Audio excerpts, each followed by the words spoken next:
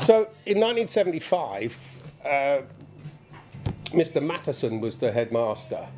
And in the very front here, being the bad boys of the fifth form at the time, which coincidentally was the first fifth form to have girls, all four of them, which is quite entertaining, I must admit, we decided to hang right here Joe's Cafe, which we got told off rather tremendously for.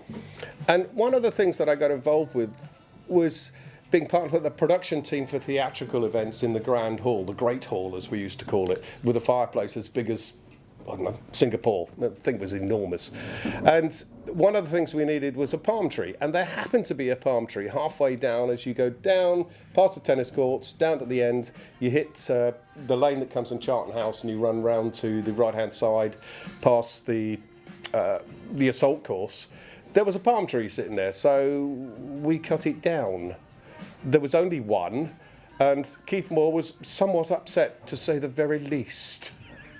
It just seemed like a good idea. And being part of the production team, it decided, I mean, Kiss was a big band back then in that part of the 70s.